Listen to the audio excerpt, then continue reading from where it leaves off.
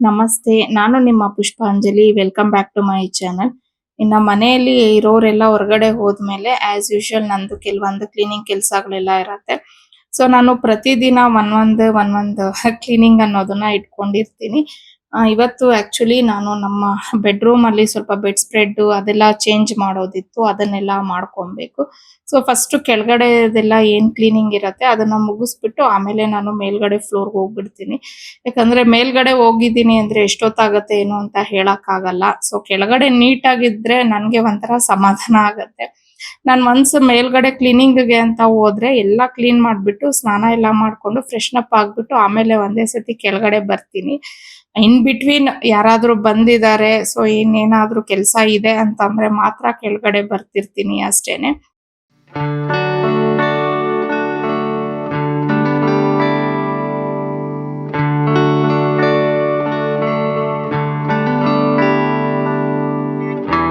ಹಾಗೆ ನನ್ಗೆ ಒಬ್ರು ಕೇಳ್ತಾ ಇದ್ರು, ನೀವು ದುಡ್ಡನ್ನ ತುಂಬಾ ಲೆಕ್ಕ ಹಾಕ್ತೀರಾ? ಅಂದ್ರೆ ತುಂಬಾ ಖರ್ಚು ಮಾಡಕ್ ಹಿಂದೆ ಮುಂದೆ ಮಾಡ್ತೀರಾ ಅಂತ ಹೇಳಿ. ಅವ್ರಿಗೆ ಏನಕ್ಕೆ ಆ ರೀತಿ ಅನ್ನಿಸ್ತು ಅಂತ ನನಗ್ ಗೊತ್ತಿಲ್ಲ. ಒಬ್ಬೊಬ್ರು ಪಾಯಿಂಟ್ ಆಫ್ ವ್ಯೂ ಒಂದೊಂದ್ ತರ ಇರತ್ತೆ. ಕೆಲವ್ರು ಹೇಳ್ತಾರೆ ತುಂಬಾ ಶಾಪಿಂಗ್ ಮಾಡ್ತೀರಾ ನೀವು, ತುಂಬಾ ಅದು ಇದು ಖರ್ಚು ಮಾಡ್ತೀರಾ ಅಂತ ಹೇಳಿ. ಇನ್ನ ಕೆಲವೊಬ್ಬರಿಗೆ ಅದೇ ನಾನು ತುಂಬಾ ದುಡ್ಡಿನ ಬಗ್ಗೆ ಯೋಚನೆ ಮಾಡ್ತೀನಿ ಅಂತ ಹೇಳ್ತಾ ಇರ್ತಾರೆ. ಮೇ ಬಿ ಇರ್ಬೋದೇನೋ. ಇವಾಗ ನೋಡಿ ನೀವು ನನ್ ವಿಡಿಯೋಸ್ ನೋಡಿದಾಗ ನಾನೀಗ ಸಡನ್ ಆಗಿ ನಿಮ್ ಹತ್ರ ಬಂದ್ಬಿಟ್ಟು ನಾವು ಫೈನಾನ್ಷಿಯಲಿ ನಮ್ಗೆ ತುಂಬಾ ಪ್ರಾಬ್ಲಮ್ ಇದೆ, ನಾವು ಮಿಡಲ್ ಕ್ಲಾಸ್ ಪೀಪಲ್ ಈ ತರ ಎಲ್ಲ ಹೇಳಿದೀನಿ ಅಂತಂದ್ರೆ ನೋಡೋರ್ಗೆ ನಗು ಬಂದ್ಬಿಡತ್ತೇನೋ. ಅಂದ್ರೆ ಅದೊಂಥರ ಫೇಕ್ ಆಗಿ ಕಾಣಿಸುತ್ತೆ. ಯಾಕಂದ್ರೆ ನನ್ನ ಲೈಫ್ ಸ್ಟೈಲ್ ನಾನು ಆಲ್ಮೋಸ್ಟ್ ಆಲ್ 1.5 ವರ್ಷದಿಂದ ನೋಡ್ತಾನೆ ಇರ್ತೀರಾ ನೀವು. ಸೊ ಇವಾಗ ನಾನು ಆ ರೀತಿ ಎಲ್ಲ ಹೇಳೋದು ತಪ್ಪಾಗತ್ತೆ. But once upon a time one time ಇತ್ತು. ನಾವು ತುಂಬಾ ಸ್ಟ್ರಗಲ್ ಪಟ್ಟಿರೋ ದಿನಗಳೆಲ್ಲ ಇದೆ. ಅಂದ್ರೆ ನಾನು ಹುಟ್ಟಿ ಬೆಳೆದಿದ್ದು ಎಲ್ಲ ಒಂದು ಮಿಡಲ್ ಕ್ಲಾಸ್ ಫ್ಯಾಮಿಲಿಲೇನೆ. ಇವನ್ ನಮ್ಮ ಮನೆಯವರು ಅಷ್ಟೇನೆ, ಅವ್ರದ್ದು ಮಿಡಲ್ ಕ್ಲಾಸ್ ಫ್ಯಾಮಿಲಿನೇನೆ. ಬಟ್ ನಮ್ಮಿಬ್ರಿಗೂ ಮದ್ವೆ ಆದ್ಮೇಲೆ ನಾವು ತುಂಬಾ ಅಂದ್ರೆ ತುಂಬಾ ಸ್ಟ್ರಗಲ್ ಪಟ್ಟಿದೀವಿ. ಆ ದಿನಗಳನ್ನೆಲ್ಲ ನಿಜವಾಗ್ಲೂ ನೆನೆಸ್ಕೊಂಡ್ರೆ ಇವಾಗ್ಲೂ ಒಂಥರ ಕೆಲವು ಸತಿ ಖುಷಿ ಆಗತ್ತೆ, ಕೆಲವು ಸತಿ ಭಯ ಆಗತ್ತೆ, ಕೆಲವು ಸತಿ ಅಂದ್ರೆ ನಾವಿಬ್ರು ಹಸ್ಬೆಂಡ್ ಅಂಡ್ ವೈಫ್ ಇಬ್ರು ಕುತ್ಕೊಂಡ್ ಮಾತಾಡ್ದಾಗ ತುಂಬಾ ನೋವುನು ಸಹ ಪಟ್ಟಿದೀವಿ. ಎಷ್ಟು ನಾವು ಯಾವ ರೀತಿ ಬಂದ್ವಿ ಅನ್ನೋದಕ್ಕೆ. ಅಂದ್ರೆ ಒಂಥರ ಪ್ರೌಡ್ ಫೀಲ್ ಇದೆ. ನೋವು ಅನ್ನೋದಕ್ಕಿಂತ ತುಂಬಾ ಪ್ರೌಡ್ ಫೀಲ್ ಇದೆ ನಮ್ಗೆ ಇಬ್ರಿಗೂನು. ಸೊ ಆ ರೀತಿ ಇರೋದ್ರಿಂದ ಇವಾಗೂ ಮೇ ಬಿ ನನ್ಗೆ ಅದೇ ಫೀಲ್ ಅಲ್ಲೇ ಇದೀನಿ ನಾನು. ಇವತ್ತು ನಿಜವಾಗ್ಲೂ ನಾವು ತುಂಬಾ ಚೆನ್ನಾಗಿದ್ದೀವಿ. ದೇವ್ರು ನಮ್ಗೆ ಅಂದ್ರೆ ತುಂಬಾ ಅಂದ್ರೆ ಏನೋ ಅತಿಯಾಗಿ ಕೊಟ್ಟಿದ್ದಾರೆ ಅಂತ ನಾನ್ ಖಂಡಿತ ಹೇಳೋದಿಲ್ಲ. ಬಟ್ ಇರೋದ್ರಲ್ಲಿ ನಾವು ತುಂಬಾನೇ ಚೆನ್ನಾಗಿದ್ದೀವಿ, ಅನುಕೂಲವಾಗಿದ್ದೀವಿ. ಯಾವ್ದು ಒಂದಕ್ಕೂ ನಮ್ಗೆ ಪ್ರಾಬ್ಲಮ್ ಇದೆ ಅಂತ ಏನೂ ಇಲ್ಲ. ಅಂದ್ರೆ ಇದು ಇರುತ್ತೆ, ಪ್ರಾಬ್ಲಮ್ಸ್ ಅನ್ನೋದು ಕಾಮನ್, ಸಣ್ಣ ಪುಟ್ಟ ಇರತ್ತೆ. ಬಟ್ ತೀರಾ ನಮ್ಗೆ ಅದ್ರಿಂದ ಹೊರಗಡೆ ಬರಕ್ಕೆ ಆಗದೆ ಇರೋಂಥ ಪ್ರಾಬ್ಲಮ್ಸ್ ಎಲ್ಲ ಏನೂ ಇಲ್ಲ.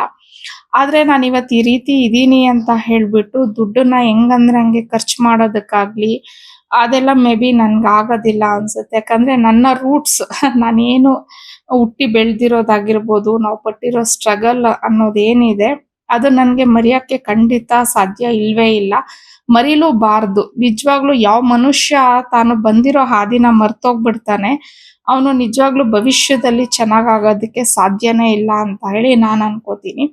ಸೊ ನಾನು ಅಷ್ಟೇ ದುಡ್ಡಿನ ವಿಚಾರಕ್ಕೆ ಬಂದ್ರೆ ಕೆಲವು ಸತಿ ನನ್ಗೆ ಅದು ಅವಶ್ಯಕತೆ ಇದೆ ಅಂತ ಅಂದ್ರೆ 10,000 ಆದ್ರೂ ಖರ್ಚು ಮಾಡ್ಬಿಡ್ತೀನಿ, ಹಿಂದೆ ಮುಂದೆ ನೋಡೋದಿಲ್ಲ. ಬಟ್ ನನ್ಗದು ಅವಶ್ಯಕತೆ ಇಲ್ಲ, ಅದಕ್ಕೆ ದುಡ್ಡು ಖರ್ಚು ಮಾಡೋದು ತುಂಬಾ ವೇಸ್ಟ್ ಅಂತ ಅನ್ಸಿದೆ ಅಂದ್ರೆ ನಾನ್ ನಿಜವಾಗ್ಲೂ ₹10 ಸಹ ಖರ್ಚು ಮಾಡಲ್ಲ. ಅಷ್ಟು ಕೇರ್‌ಫುಲ್ ಆಗಿ ಮಾಡ್ತೀನಿ. ಕೆಲವು ಸತಿ ನಾನು ಹೊರಗಡೆ ಹೋದಾಗ ಈ ಕ್ಯಾಬು ಮತ್ತೆ ಆಟೋಸ್ ಏನ್ ಬುಕ್ ಮಾಡ್ತೀವಿ ಅಲ್ವಾ, ಎಮರ್ಜೆನ್ಸಿ ಇದ್ದಾಗ ನಾನು ಮನೇಲೇ ಕೂತ್ಕೊಂಡು ಕ್ಯಾಬ್ ಬುಕ್ ಮಾಡ್ಬಿಡ್ತೀನಿ. ಬಟ್ ನನ್ಗದು ಎಮರ್ಜೆನ್ಸಿ ಇಲ್ಲ, ಟೈಮ್ ಇದೆ ಅಂತ ಹೇಳಿದ್ರೆ ನಿಜವಾಗ್ಲೂ ನಾನು ಸಹ ಅರ್ಧ ಕಿಲೋಮೀಟರ್ ನಡ್ಕೊಂಡು ಹೋಗ್ತೀನಿ. ಏನಕ್ಕೆ ಗೊತ್ತಾ? ಒಂದ್ ₹20 ಸೇವ್ ಆಗತ್ತೆ. ಆ ₹20ಇಂದ ನನ್ಗೇನಾದ್ರೂ ತಗೋಬಹುದು ಅಂದ್ರೆ ಆ ಮಿಡಲ್ ಕ್ಲಾಸ್ ಮೆಂಟಾಲಿಟಿ ನನ್ಗೀಗ್ಲೂ ಸಹ ಇದೆ. ಅದಿರ್ಬೇಕು ಅಂತಾನೆ ನಾನ್ ನಿಜವಾಗ್ಲೂ ಹೇಳ್ತೀನಿ ಎಲ್ಲಾರ್ಗೂನು. ಸೊ ಅವ್ರು ಏನಕ್ಕೆ ಆ ರೀತಿ ಅಂದ್ರೆ ನಾನ್ ತುಂಬಾ ದುಡ್ಡ್‌ಗೆ ಲೆಕ್ಕ ಹಾಕ್ತೀನಿ ಅಂತ ಅವ್ರು ಹೇಳಿದ್ದು ನಿಜವಾಗ್ಲೂ ಅದು ನಿಜಾನೇ. ನಾನ್ ಲೆಕ್ಕ ಹಾಕ್ತೀನಿ, ಹಾಕ್ಲೇಬೇಕು. ಸೊ ಈ ರೀತಿ ಇವತ್ತು ದೇವ್ರು ನನ್ಗೆಲ್ಲ ಕೊಟ್ಬಿಟ್ಟಿದ್ದಾನೆ ಅಂತ ಅಂದ್ಬಿಟ್ಟು ಬೇಕಾಬಿಟ್ಟಿ ನಾನ್ ಖರ್ಚು ಮಾಡಿದ್ದೀನಿ ಅಂತಂದ್ರೆ ಅದೇನಾಗುತ್ತೆ ಅಂದ್ರೆ ನನ್ನ ಮಕ್ಳಿಗೂನು ಅದೇ ಬಂದ್ಬಿಡತ್ತೆ. ಸೊ ನನ್ಗೇನಂದ್ರೆ ನನ್ಗೆ ಅಲ್ಲ, ನನ್ಗೆ ನಮ್ಮ ಮನೆಯವ್ರಿಗೆ, ನಮ್ಮ ಮಕ್ಳಿಗೆ ಇಬ್ಬರಿಗೂನು ದುಡ್ಡಿನ ವ್ಯಾಲ್ಯೂನ ತೋರಿಸ್ಬೇಕು. ಮತ್ತೆ ನಮ್ಮ ಹತ್ರ ಇದೆ ಅಂತ ಹೇಳ್ಬಿಟ್ಟು ಹೆಂಗಂದ್ರಂಗೆ ಖರ್ಚು ಮಾಡೋದು ಆ ಥರ ಎಲ್ಲ ಮಾಡಬಾರ್ದು ಅನ್ನೋದು ನಮ್ಮಿಬ್ಬರ ಇದು. ಯಾಕಂದ್ರೆ ನಾವ್ ಎಷ್ಟೇ ಚೆನ್ನಾಗಿದ್ರು ಕಷ್ಟ ದಿನಗಳನ್ನ ಮರ್ತೋಗ್ಬಿಟ್ಟಿದೀವಿ ಅಂತಂದ್ರೆ ನನ್ನ ಪ್ರಕಾರ ನಮ್ಮ ಅಸ್ತಿತ್ವನೇ ನಾವು ಮರ್ತೋಗ್ಬಿಟ್ಟಿರ್ತೀವಿ ಅಂತ ಹೇಳಿ ಅನ್ಸುತ್ತೆ.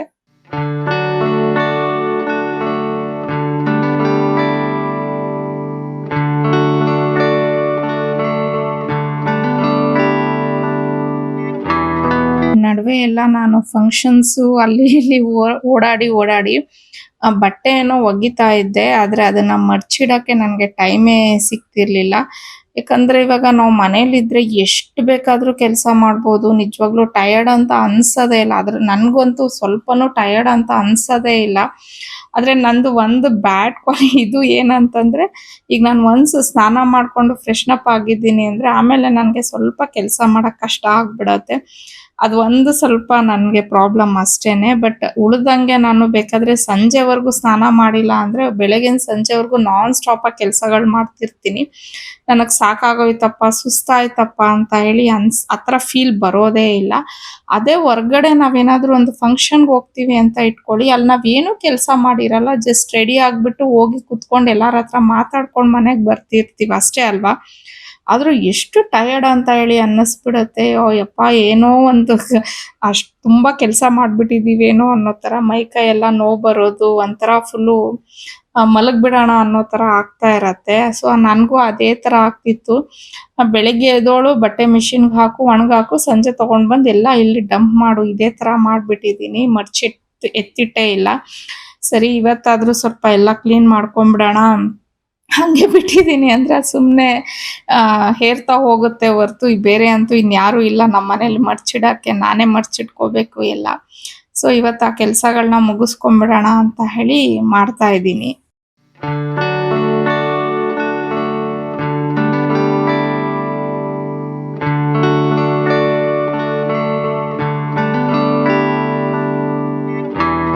ಇದು ಬಂದು ನೆಕ್ಸ್ಟ್ ಡೇ.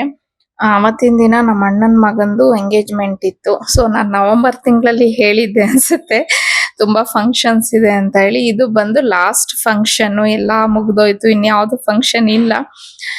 ಸೊ ಅವತ್ತು ನಾನು ಹೋಗಿದ್ದೆ ಎಂಗೇಜ್ಮೆಂಟ್ಗೆ. ತುಂಬಾನೇ ಚೆನ್ನಾಗಾಯ್ತು. ನನ್ಗೆ ಹುಡುಗಿ ತುಂಬಾ ಮುದ್ದಾಗಿ ಕಾಣಿಸ್ತಾ ಇದ್ಲು.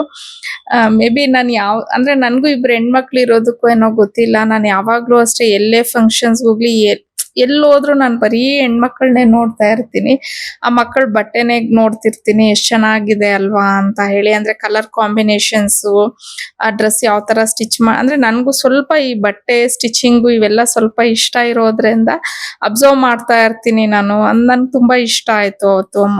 ಮದ್ವೆ ಅಂದ್ರೆ ಹುಡುಗಿ ತುಂಬಾನೇ ಚೆನ್ನಾಗಿ ಕಾಣಿಸ್ತಾ ಇದ್ಲು. ಇನ್ನು ಅವತ್ತಿನ ದಿನ ಬಂದು ಆಕ್ಚುಲಿ ನಮ್ಮ ಝಾನ್ಸಿ ಮತ್ತೆ ವಾಣಿ ಇಬ್ರು ಬಂದಿರ್ಲಿಲ್ಲ. ಒಂದು ಏನಂತಂದ್ರೆ ಅದು ವೀಕ್ ಡೇಸ್ ಅಲ್ಲಿ ಇತ್ತು. ವಾಣಿಗೆ ರಜಾ ಇರೋದಿಲ್ಲ ಪಾಪ, ಅವಳು ತುಂಬಾ ಫಂಕ್ಷನ್ಸ್ ಅಂತ ಹೇಳಿ ರಜಾ ತಗೊಂಡ್ಬಿಟ್ಟಿದ್ಲು. ಇನ್ನ ಝಾನ್ಸಿಗೂ ಅಷ್ಟೇ ಅವ್ರದ್ದು ಬೇರೆ ಏನೋ ಕೆಲ್ಸಗಳು ಇತ್ತಂತೆ, ಹಂಗಾಗಿ ಅವಳು ಬರಕ್ ಆಗ್ಲಿಲ್ಲ. ನಾನು ಮತ್ತೆ ಅಂದೆ ಅಮ್ಮ ಎಲ್ಲ ಹೋಗಿದ್ವಿ, ಅತ್ತಿಗೆ ಎಲ್ಲ.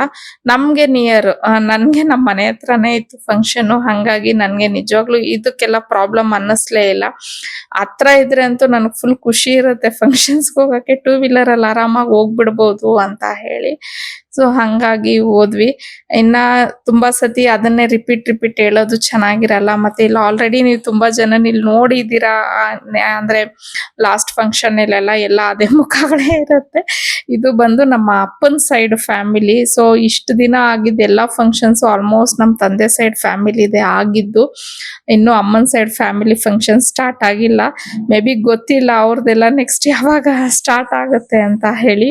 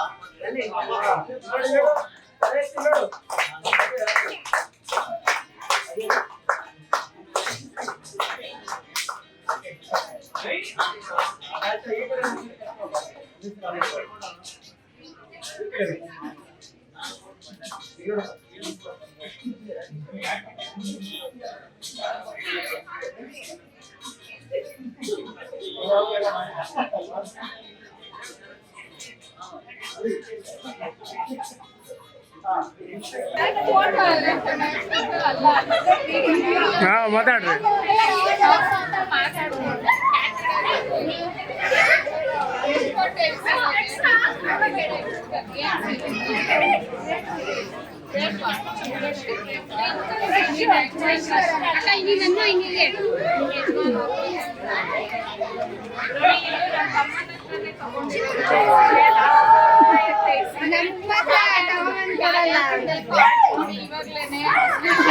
ఎంతలు ఫోటో పంపించాలి అట్లే అనిపించిన చూడు కావాలంటే కీర్తనా నేను ఆశీల్ చేసిన ఫోటో వేసేస్తాను.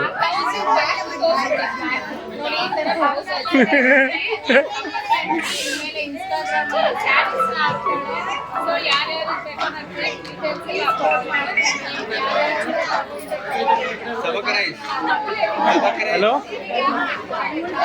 ಹಾಂ ಬರ್ತಾ ಇದ್ದೀನಿ ಬಾ.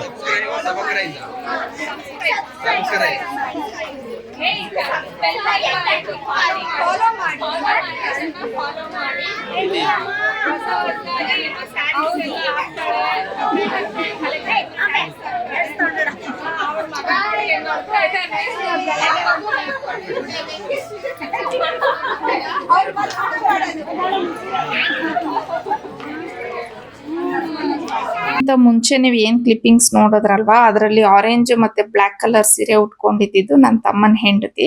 ಸೊ ಆ ಸೀರೆ ತುಂಬಾನೇ ಚೆನ್ನಾಗಿತ್ತು, ನನ್ಗೆ ಇಷ್ಟ ಆಯ್ತು. ಅದಕ್ಕೆ ಕೇಳ್ದೆ ಏನ್ ಮೆಟೀರಿಯಲ್, ಎಷ್ಟು ಕೊಟ್ಟೆ ಅಮೌಂಟ್ ಅಂತ ಹೇಳಿ. ಅದು ಕ್ರಶ್ಡ್ ಕ್ರೇಪ್ ಸ್ಯಾರಿ ಅಂತ ಹೇಳಿ ಹೇಳಿದ್ಲು. ಸೊ ಅದನ್ನ ಎಲ್ಲಿ ತಗೊಂಡೆ ಅಂದಿದ್ದಕ್ಕೆ ನನ್ನ ತಮ್ಮನೇ ತಗೊಂಡ್ ಬಂದಿದ್ದಂತೆ. ಅಂದ್ರೆ ಇವಾಗ ಅವರು ಸ್ಯಾರಿ ಸೇಲ್ ಮಾಡ್ತಿದ್ದಾರೆ, ಅಂದ್ರೆ ಆಗ್ಲೇ ಸುಮಾರು ದಿನದಿಂದ ಮಾಡ್ತಿದ್ದಾರೆ.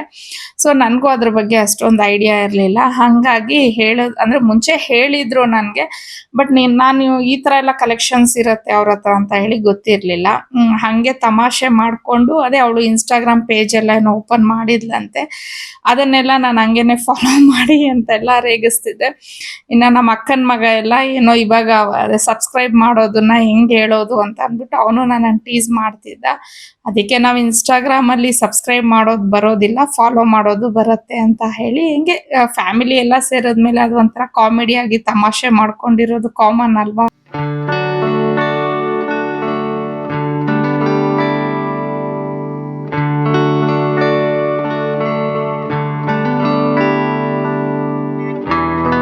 ಕ್ಲಿಪ್ಪಿಂಗ್ಸ್ ಎಲ್ಲ ಏನ್ ನೋಡ್ತಿದ್ದೀರಾ, ಇದು ನಾವು ನಮ್ಮ ಮನೆ ದೇವರಿಗೆ ಅಂದ್ರೆ ದೇವಸ್ಥಾನಕ್ಕೆ ಹೋಗಿದ್ವಿ ಅದರದ್ದು. ಆಕ್ಚುಲಿ ನಾವೇನಂತಂದ್ರೆ ಈ ಕಾರ್ತಿಕ್ ಮಾಸದಲ್ಲಿ ಟೋಟಲ್ ಒಂದು 3 ದೇವಸ್ಥಾನಕ್ಕೆ ಹೋಗ್ತೀವಿ ಪ್ರತಿ ವರ್ಷ. ಒಂದು ಅಮ್ಮನವ್ರ ದೇವಸ್ಥಾನ ಆದ್ರೆ ಇನ್ನೊಂದು ಬಂದು ಅದೇ ಅಂದ್ರೆ ನಮ್ಮನೆ ದೇವರು ಬಂದು ನಂಜುಂಡೇಶ್ವರ. ಹಂಗಾಗಿ ನಂಜನಗೂಡಿಗೆ ಮತ್ತೆ ನಂದಿಗೆ ಈ ಇದಕ್ಕೆ ಹೋಗೋದು ಕಾಮನ್ ಆಗಿರತ್ತೆ. ಸೊ ನಾವು ಕಾರ್ತಿಕ್ ಮಾಸ ಸ್ಟಾರ್ಟ್ ಆದಾಗ ಫಸ್ಟ್ ವೀಕ್ ಅಲ್ಲಿ ಹಬ್ಬ ಬರುತ್ತಲ್ವಾ, ಹಂಗಾಗಿ ಹಬ್ಬ ಎಲ್ಲ ಆದ್ಮೇಲೆ ಸೆಕೆಂಡ್ ಥರ್ಡ್ ವೀಕ್ ಅಲ್ಲಿ ಹೋಗೋಣ ಅಂತ ಅನ್ಕೊಂಡಿದ್ವಿ. ಇನ್ನ ಸೆಕೆಂಡ್ ವೀಕ್ ಅಲ್ಲಿ ಬಂದು ನಂದು ಮಂತ್ಲಿ ಸೈಕಲ್ ಸ್ಟಾರ್ಟ್ ಆಗಿತ್ತು, ನಂದು ಪಾವನಿದು. ಸರಿ ಅವಾಗ ಆಗಲ್ಲ ಅಂತ ಅನ್ಬಿಟ್ಟು 3ನೇ ವಾರದಲ್ಲಿ ಹೋಗೋಣ ಅಂತ ಅನ್ಕೊಂಡಿದ್ವಿ.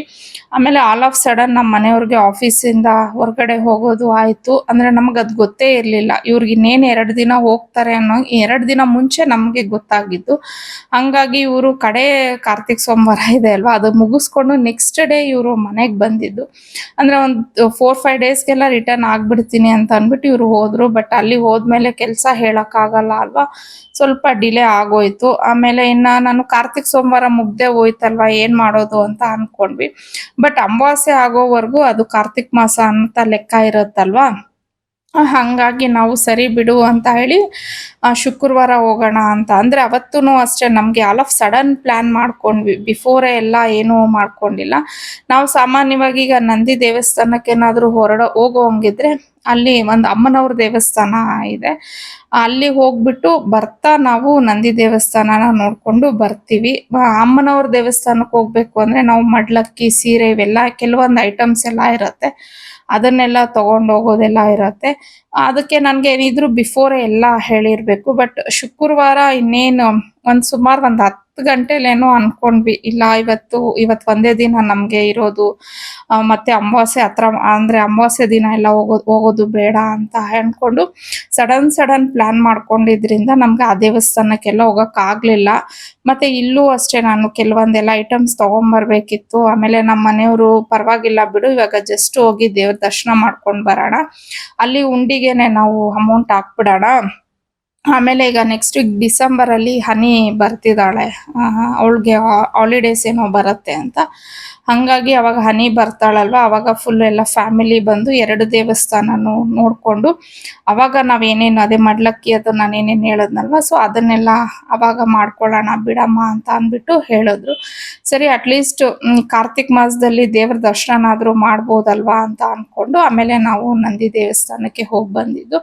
ಬಟ್ ಅದೊಂದು ನನಗೆ ಸಮಾಧಾನ ಆಯ್ತು, ಅಟ್ಲೀಸ್ಟ್ ಒಂದು ದೇವಸ್ಥಾನಕ್ಕಾದ್ರೂ ನಾವು ಹೋಗಿ ಬಂದ್ವಲ್ಲ ಅಂತ ಹೇಳಿ.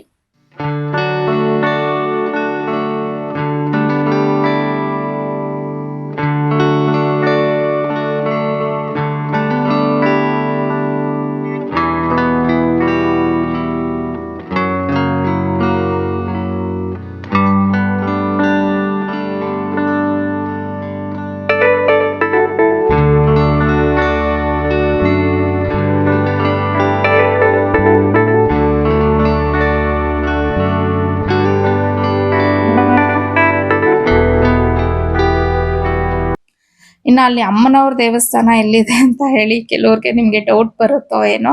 ಆ ಗೌರಿಬಿದನೂರು ಆ ಸೈಡ್ ಒಂದು ದೇವಸ್ಥಾನ ಇದೆ. ಸೊ ಅಲ್ಲಿಗೆ ಹೋಗ್ತೀವಿ ನಾವು ಯೂಶುವಲಿ.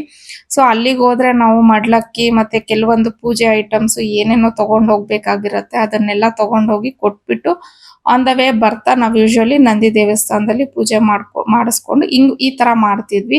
ಇವನ್ ಊಟನೂ ಅಷ್ಟೇ ನಾನು ಪ್ರತಿಯೊಂದು ಮನೇಲೆ ಎಲ್ಲ ಪ್ರಿಪೇರ್ ಮಾಡ್ಕೊಂಡು ಹೋಗ್ಬಿಡ್ತಾ ಇದ್ವಿ. ಬಟ್ ಈ ಸತಿ ನನ್ಗೆ ಅದೆಲ್ಲ ಏನೂ ಆಗ್ಲಿಲ್ಲ. ಮತ್ತೆ ನನ್ಗೆ ಆಲ್ ಆಫ್ ಸಡನ್ ಪ್ಲಾನ್ ಆಗಿದ್ರಿಂದ ಇವನ್ ಪೂಜೆ ಐಟಮ್ಸ್ ನಾನು ಏನು ತಗೊಳಕ್ ಹೋಗ್ಲಿಲ್ಲ. ಹಾಗೇನೆ ಊಟನೂ ಅಷ್ಟೇ ನಾವು ಏನು ಅಲ್ಲೇ ಆನ್ ದ ವೇ ಹೋಟೆಲ್ ಅಲ್ಲಿ ಮಾಡ್ಕೊಳ್ಳೋಣ ಅಂತ ಅಂದ್ಬಿಟ್ಟು. ಇನ್ನ ಪೂಜೆ ಎಲ್ಲ ಏನು ಮಾಡಿಸ್ಲಿಲ್ವಲ್ಲ ಅಂತ ಹೇಳಿ ನಮ್ಮ ಮನೆಯವರು ಪಾವನಿ ಕೈಲಿ ಉಂಡಿಗೆನೆ ಅಮೌಂಟ್ ಹಾಕಿಸ್ಬಿಟ್ರು. ಸೊ ಈ ರೀತಿ ಇತ್ತು ಅವತ್ತಿನ ದಿನ. ಇನ್ನ ಫೈನಲಿ ವ್ಲಾಗ್ ನ ಇಲ್ಲಿಗೆ ಎಂಡ್ ಮಾಡ್ತಾ ಇದ್ದೀನಿ. ಐ ಹೋಪ್ ನಿಮ್ಗೆ ಇಷ್ಟ ಆಗಿರುತ್ತೆ ಅನ್ಕೋತೀನಿ. ಇಷ್ಟ ಆಗಿದ್ರೆ ಲೈಕ್ ಮಾಡಿ, ಶೇರ್ ಮಾಡಿ, ಕಮೆಂಟ್ ಮಾಡಿ, ಹಾಗೆ ಸಬ್ಸ್ಕ್ರೈಬ್ ಮಾಡ್ಕೊಂಡು ನನ್ನ ವ್ಲಾಗ್ಸ್ ನ ನೋಡಿ ಅಂತ ಹೇಳ್ತಾ ಮತ್ತೊಂದು ವ್ಲಾಗ್ ಅಲ್ಲಿ ಭೇಟಿ ಆಗ್ತೀನಿ. ಅಲ್ಲಿವರೆಗೂ ಬಾಯ್, ಸಿ ಯು.